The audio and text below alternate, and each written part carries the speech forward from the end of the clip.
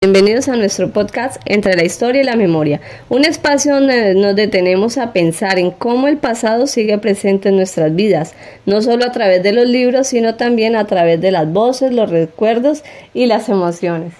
Hola Heidi, un gusto estar aquí contigo y con quienes nos escuchan. Hoy queremos hablar sobre dos conceptos que parecen similares, pero que en realidad tienen grandes diferencias: historia y memoria.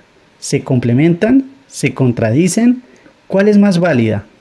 Y lo más importante, ¿qué papel juegan en nuestra educación y en la forma como entendemos nuestro país?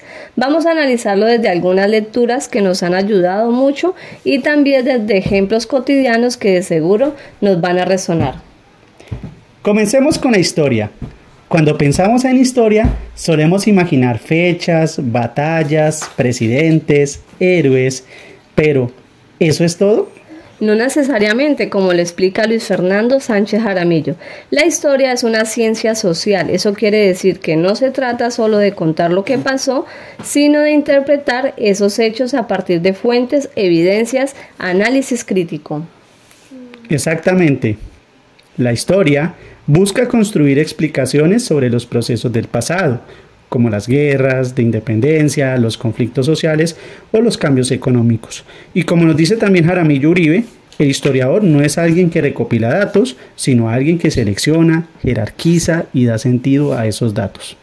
Y eso implica una gran responsabilidad, porque quien decide qué se cuenta y qué no, a quién se le da la voz. La historia se apoya en documentos, archivos, objetos, pero también está atravesada por intereses ideológicos e incluso silenciosos. Y eso hace que la historia, aunque sea rigurosa, nunca sea completamente neutral. Hasta aquí podríamos pensar que la historia es la verdad oficial, pero ¿y qué pasa con lo que no se escribe en los libros? ¿Con lo que se vive, se recuerda y se siente? Ahí entra la memoria. Vamos a hablar de ella. La memoria, como le explica Elizabeth Haley, no solo es recordar, es un proceso social, político y emocional. Es una forma de mantener vivos los hechos a través de las voces de quienes lo vivieron. Sí, y la memoria no es igual para todos. Cada persona, cada comunidad recuerda de forma diferente. Por eso Haley habla de memorias plurales. Por ejemplo, en una misma guerra, los soldados, las víctimas y los políticos pueden tener relatos muy distintos. Y eso se ve mucho en nuestro país. Colombia tiene una historia oficial del conflicto armado, pero también hay miles de memorias locales, familiares, comunitarias, que muchas veces no están en los libros ni en los medios. Además, la memoria no siempre es racional. Está atravesada por el dolor, la esperanza, el miedo, el orgullo, y eso la hace poderosa, pero también conflictiva. Te quiero comentar un testimonio de una mujer que fue desplazada del departamento del Meta y nos comentó lo siguiente. Nos sacaron una madrugada. Yo recuerdo que no pudimos llevar nada, solo lo que teníamos puesto.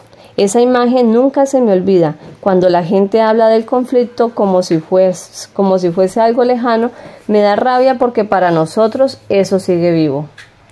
Ese es el poder de la memoria, no dejar que el pasado se borre. Entonces, ¿historia y memoria son enemigas? No necesariamente. Tienen tensiones, sí, pero también pueden dialogar. Exactamente. La historia busca objetividad y distancia. La memoria es subjetiva y cercana. La historia analiza procesos colectivos. La memoria cuenta experiencias personales, pero ambas pueden ayudarnos a entender el pasado. Villalba dice que hoy en día es fundamental ponerlas a dialogar. En los procesos de verdad, justicia y reparación, como en Colombia, no basta con escribir un informe histórico, hay que escuchar las voces de quienes lo vivieron. Y eso lo vemos en los museos de la memoria, en los actos conmemorativos, en las canciones, en las obras de teatro comunitarias. Todo eso también construye memoria histórica. Un ejemplo claro es el Centro Nacional de Memoria Histórica. Allí se han reconocido miles de testimonios y complementan y a veces cuestionan las versiones oficiales. Y en las escuelas también deberíamos hacerlo.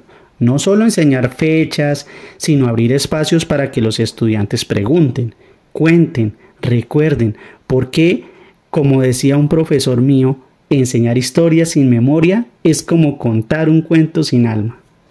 Así es, que hoy aprendimos que la historia y la memoria no son lo mismo, pero se necesitan. Una sin la otra quedaría incompleta. La historia nos ayuda a pensar con rigor. La memoria nos conecta con el sentir. Juntos pueden formar una educación más humana, más crítica y más sensible.